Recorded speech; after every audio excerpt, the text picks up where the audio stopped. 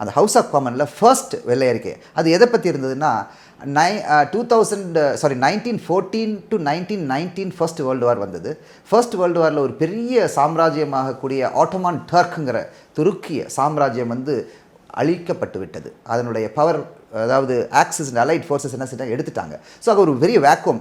அந்த வேக்கூம் வந்து எங்கெங்கெல்லாம் துருக்கி வந்து வியாபித்திருந்ததோ அதிலெல்லாம் வேக்கூம் ஆயிடுச்சு. அப்போ பிரிட்டிஷர்ஸ் என்ன செஞ்சாங்க, பிரிட்டிஷ் அண்ட் ஃப்ரான்ஸ் வந்து அப்போ வந்து ரொம்ப பவர்ஃபுல் கண்ட்ரிஸாக இருந்தப்போ மேண்டேட், பாலஸ்டீன் மேண்டேட் அப்படின்ட்டு பாலஸ்தீனியர்களுக்கும் கம்ப்ளீட் அந்த இடத்த கொடுத்தாங்க.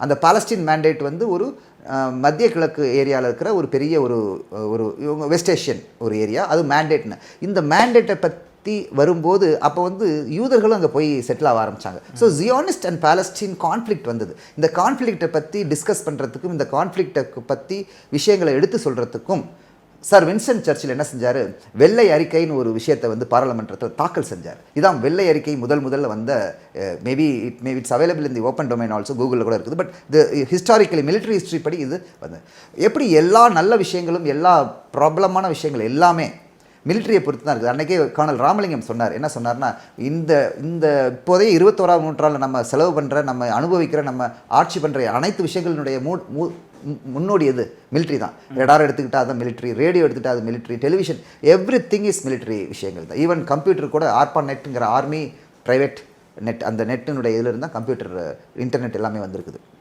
ஸோ அப்படி படும்போது இந்த வெள்ளை அறிக்கையுடைய ஒரிஜினும் மிலிட்ரி பேப்பரில் வச்சு தான் வந்திருக்குது. இப்போது நம்ம இந்தியன் ஆர்மிலேயும் வெள்ளை அறிக்கை நிறையா இருக்குது. இந்தியன் ஆர்மியில் என்னென்னா, இந்தியன் ஆர்மியில் வந்து இந்த மாதிரி டாக்டரின்ஸை வந்து வெள்ளை அறிக்கையாக கொடுப்பாங்க. வெள்ளை அறிக்கைனா பேசிக்கலி வெள்ளை அறிக்கை வந்து என்னென்னா 2-3 விஷயமான வெள்ளை அறிக்கை. ஒன்று வந்து என்ன செய்யணும், அதாவது என்னென்ன விஷயங்கள்ங்கிறத புல்லட் பாயிண்ட்ஸ் வெள்ளை அறிக்கை. இது 1 2 3 4 5 அது ஒரு வெள்ளை அறிக்கை டைப். இன்னொன்று வந்து அதாவது ஹிஸ்டாரிக்கலி விஷயங்களை, அதாவது என்னென்ன விஷயங்கள் எப்படி நடந்ததுங்கிறத கோர்வையாக ஒரு டைம் லைனோட சொல்கிற வெள்ளை அறிக்கை. இன்னொரு வெள்ளை அறிக்கை வந்து ப்ராப்ளம் சொல்யூஷன் வெள்ளை அறிக்கை.